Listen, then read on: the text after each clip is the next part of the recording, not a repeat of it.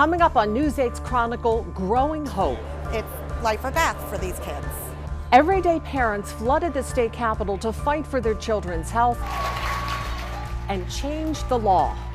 Everything's on the line. It affects the entire family. But now that medical marijuana is legal, how will patients get it? Even if it helped 10%, that would make a great improvement in our lives. And what has surprised the doctors who are studying it? So far from what we're seeing, it's impressive. Tonight, News 8 talks with a parent who cannot wait for the medical marijuana program to start. I'm making this decision because I have seen what it can do for her. And we explore lingering concerns about the drug. This is like taking a chemical off the shelf and saying, let's prescribe it and see what happens. Medical marijuana is a historic new industry for Pennsylvania. It's still a giant risk in all kinds of ways. And for some patients, it's their only option left. It's all next on News 8's Chronicle, Growing Hope. Hello, everyone. I'm Kim Lemon. Soon, medical marijuana will be available to patients suffering from 17 medical conditions, from cancer to PTSD to autism. And some of the youngest patients who became the face of the legalization movement are in the fight of their lives waiting for it. News 8's Matt Barcaro spent time with them to find out why one new drug may make all the difference. We should start with this one? Yeah. What is this? We caught up with Chris Kenny on a good day. Scissors. Yes, he suffered a seizure the night before, but he recovered. He was in a good mood. You crack me up when you're cute like this. He was playing and smiling and doing one of his favorite things. There you go, BB Van. Very good, Chris. You are good at these. Pointing out words he's learned from books meant for first-time readers. Exit. What does exit mean? Out. Go out. Chris is 19 years old, and he's been battling a storm in his brain since he was born. Is that what you said? Which is why his mother, Dina, is desperate to try anything to stop his struggle. I love my son, but I hate his disease with a passion. Chris lives with tuberous sclerosis, a rare medical condition that's gradually turning his brain to stone, and it triggers seizures, as many as 5 a day. This is video of a fairly normal seizure for Chris. He can sense when it's coming and when it's about to end, usually covering his ears and wincing. This happens every day. Oh, I know it hurts. I'm sorry, honey. 4 times, though, doctors had to put him in a coma just to get 4 bad seizures under control. And it pains me to imagine what it's like for him, especially when he's sitting there going, ooh, hurt, hurt. He's hurting and I can't help him. As his mother, I can't help him at that moment. I am completely and utterly helpless during every single one of those seizures. And I just have to wait until it passes. It's difficult. Yeah, sorry. This is the way it works, I guess. It's just an ongoing scientific experiment. This is his daily regimen. Yes, pretty much a mixture of any of these in the AM, at lunch, and in the afternoon. Chris takes 19 pills a day to try to control his seizures and the behavioral and other health issues that come with them. He's tried every pharmaceutical drug on the market except the one that could blind him. So his parents are aching for another option. We're hoping to have the opportunity to use medical marijuana one day to find out. We have no idea if it's going to work for him. We don't. We have no idea. But we believe we should have the right to know. And Dina has reason to believe medical marijuana could help her son. She says she's met other patients with Chris's same condition who've used medical marijuana and have seen their seizures subside. You know that that's capable if you get the right thing. And I hope cannabis would be that thing. And if it is, that would be better than gold. This journey would bring me here. But the Kennys and other families with sick children in Pennsylvania had to fight for their chance to try medical marijuana. Just months ago, it was illegal in the state, and many lawmakers seemed unwilling to change that. But these families dug in. Nearly every day took turns lobbying lawmakers and became a near constant presence at the state capitol. We're going to change this law. That was the mentality. It was never anything but, we're going to change this law. Angela Farrow fought for her son Michael, whose epilepsy is triggered by exposure to light. There's no other medications that we haven't tried. This is it. Okay. Heather Schuker fought for her daughter Hannah, No. who was so brain damaged from seizures she can't walk on her own. Julie Michaels fought for her daughter. This is it. Angela Scherer for hers. This is what we've been waiting for so long. Have all the members voted? And after more than 2 years of pressing, these parents turned lobbyists sat down to watch the history they worked so hard to make. Have all the members voted? The clerk will record the vote. The yeas are 149, the nays are 46. And they did it, winning enough votes to legalize medical marijuana in Pennsylvania. We did this. We did this. We changed minds. A small group of citizens really pushed forward and changed the minds of Pennsylvania, and that's exciting. We won! We won! What does this say? With the excitement of that day past, though, it is back to the only reality Dina Kenny has ever known for her son. She wants to register Chris into the medical marijuana program as soon as the application process opens up. And as she waits, she hopes that marijuana will be the drug that will finally ease his suffering. As a parent, you want to do whatever's best for your kid, and you'll do anything within reason that'll do that. And this is certainly within reason. But is there real proof that marijuana does work as medicine? I'm making this decision because I have seen what it can do for her. One mother and one doctor will show us what has surprised them about the drug when News 8's Chronicle Growing Hope continues.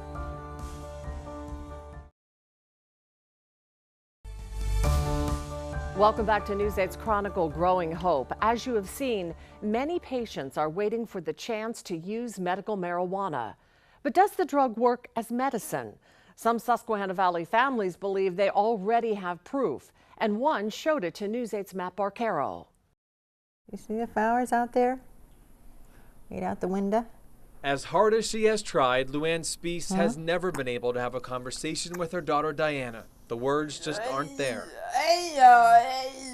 Do you hear Sissy making you breakfast? She hopes one day Diana will be able to answer, or at least say something. But the damage to her daughter's brain may already be done. Tread down.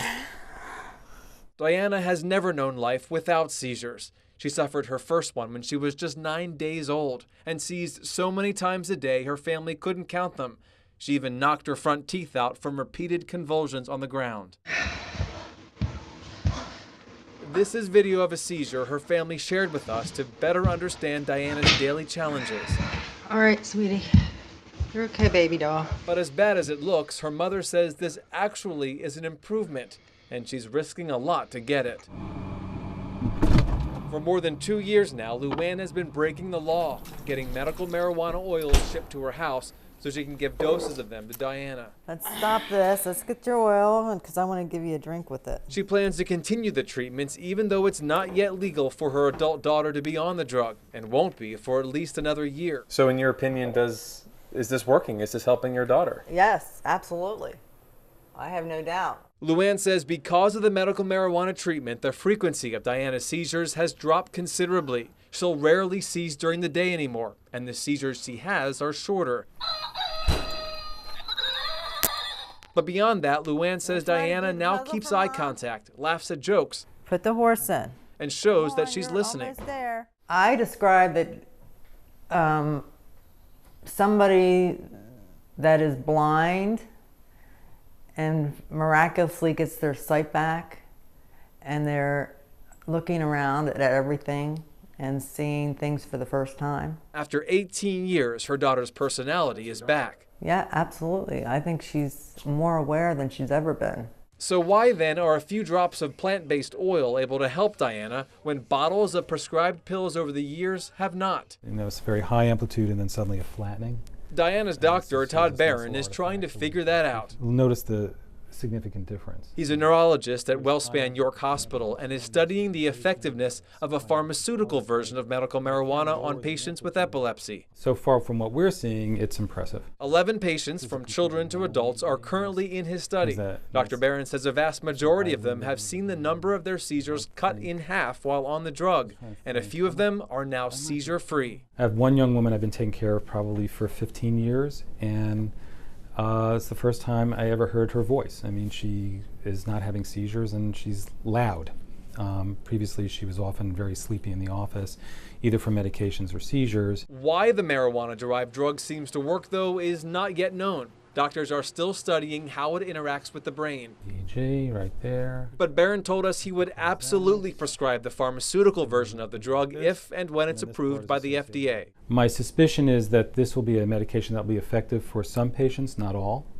And that's true of all our anti-seizure medications. And so this will become part of our toolkit that we use to treat epilepsy. Come on. In the meantime, parents like Luann Spees only have access to marijuana oils they can find online, and Luann will keep buying them, whatever the cost, until the treatments for her daughter are legal and available in Pennsylvania. She says the results she's seen in Diana are too great for her to stop the drug now. It makes me proud that she's my daughter, and I know that she's happy.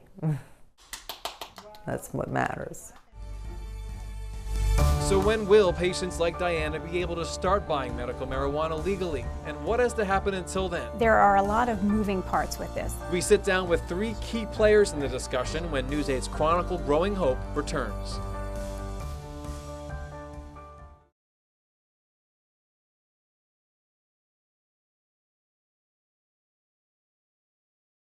Over the next several months, Pennsylvania's new medical marijuana program will start to roll out. In fact, it's already going on inside the Department of Health. But getting from here to the patients who need it will take more time, more planning, and some persuading. This is the law that legalized medical marijuana in Pennsylvania. 77 pages filled with detailed instructions on how to grow a drug industry from scratch. There are a lot of moving parts with this. Christine Brand is a Dauphin County attorney who launched one of the first legal groups in the state solely to help people navigate the new law. Section 901. Patients, doctors, and entrepreneurs who would like to get involved at the start. It's a new area of the law. It's a new area for most of these business people to engage in, and the more guidance, the better, so that there is not a glitch. The state is also planning some outreach as the law takes shape. Just trying to catch you again. I will. But Christine knows people have questions now. Talk to you soon. Bye. Everything's on the line. It affects the entire family.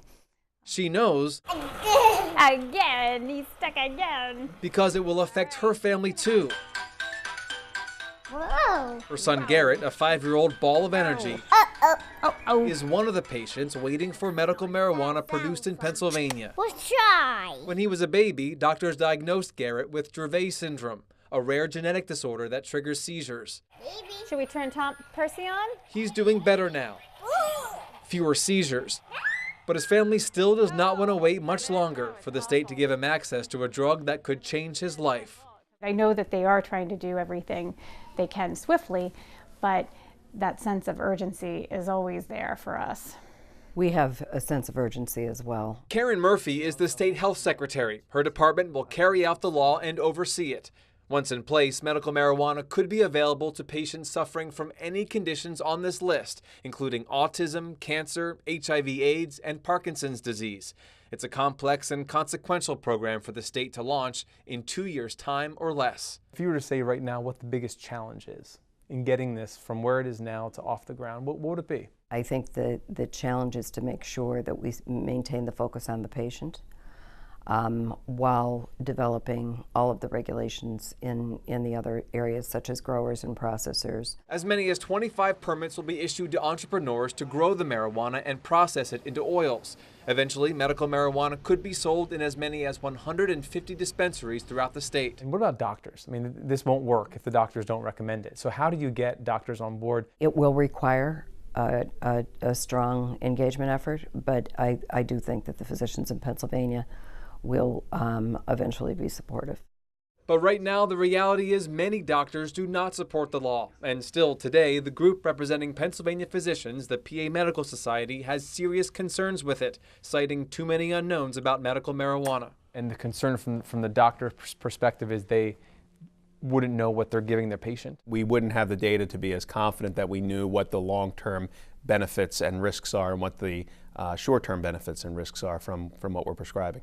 So how serious is that concern? This is like taking a chemical off the shelf and saying, let's prescribe it and see what happens.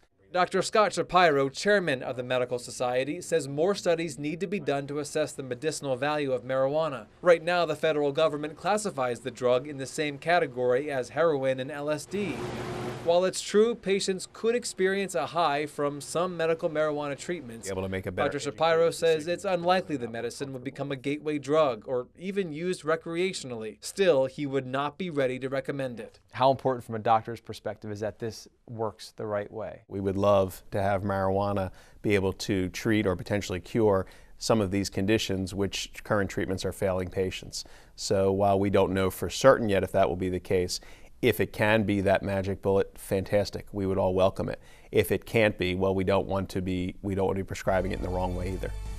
Coming up on News 8's Chronicle, medical marijuana will be new to Pennsylvania, but dozens of states are already selling it. It was hard to get started and get it off the ground, and it's hard to keep it going. What are their lessons learned, and did Pennsylvania follow them?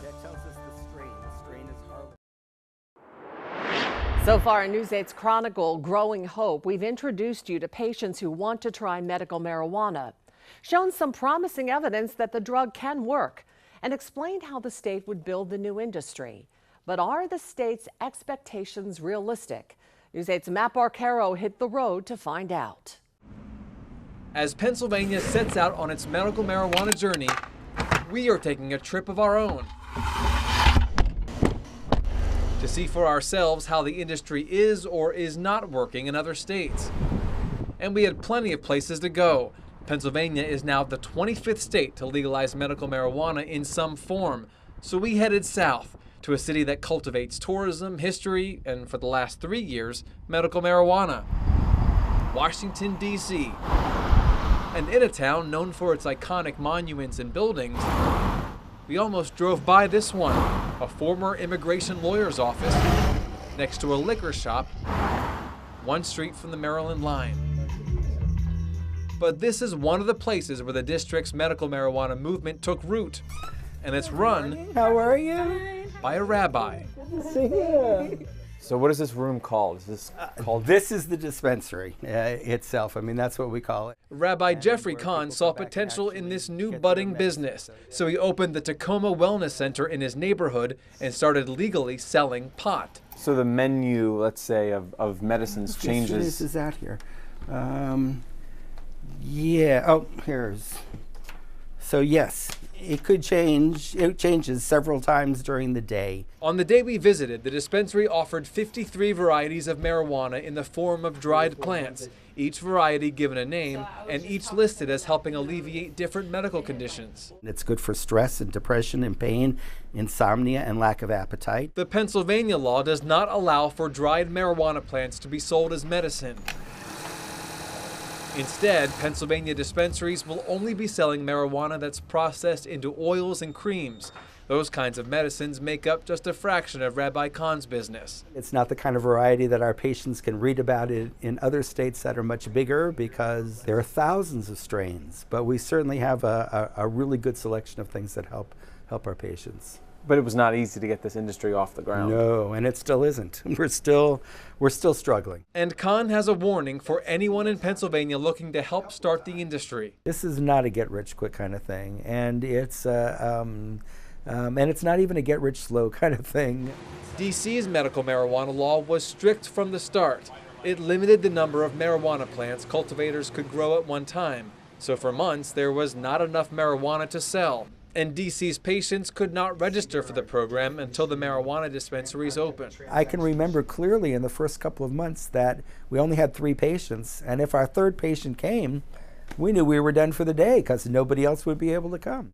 Pennsylvania's law is different on both points. It does not limit the number of marijuana plants that can be grown, and the Department of Health plans to register patients early, before the program officially launches. Other states have also been experiencing growing pains with their medical marijuana programs. In Maryland, so many people applied for business licenses in the industry, the applications are still being sorted out, more than 2 years after the law passed. Dispensaries there may not open now until next summer. In New York, patients are having a hard time accessing medical marijuana because so far only 17 dispensaries opened in a state of almost 20 million people. And it took Delaware 4 years after its law passed before the first dispensary opened. Originally, children were denied access to the drug.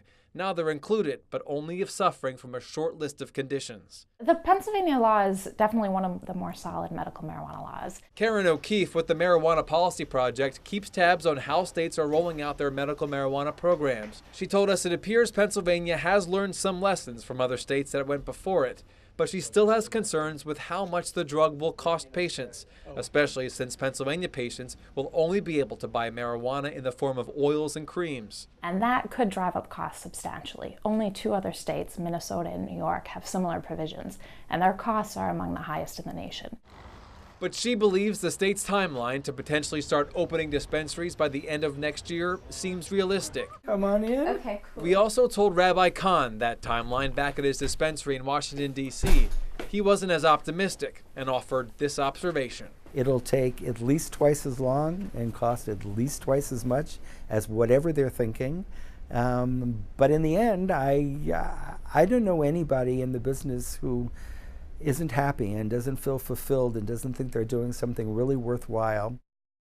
Right now, the State Department of Health is working to put together temporary regulations to jumpstart the medical marijuana industry. It's also hiring a director to oversee the program, and that's just the start. Throughout the rest of the year, the medical marijuana program will continue to take shape.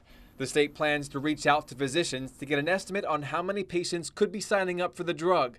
The state will also be finishing the applications for the business side of the industry. Then people who want to grow, process, or sell the marijuana can apply for a limited number of licenses. And the law requires the state to set up an advisory board made up of representatives from the legislature, law enforcement, the medical community, and patients. The board could ultimately recommend significant changes to the law, including allowing the marijuana to be smoked. Very good. What's this? All of these upcoming benchmarks cannot come soon enough for parents like Dina Kenny. Her son Chris is still having seizures every day, doing continual harm to his brain. That's your favorite. Corn. Corn, you got it. All she wants is for him to be able to try the only medical option that's left for him and hope that it works. I'll be crushed if it doesn't work. But at least I'll know then that part of me will rest. Because right now it's like, it's right here. It's like agitation all the time. Like, I want to try it, I want to try it, I want to try it. But at least if it doesn't work, yeah, I'll be crushed, but at least I'll know. And then I can say, I have done everything for my child. Because right now I can't say that. I can't say I've done everything I can, because that is still out there. And that's all for this News 8 Chronicles special. For Matt Barcaro and all of us here at News 8, I'm Kim Lemon. Thank you for joining us.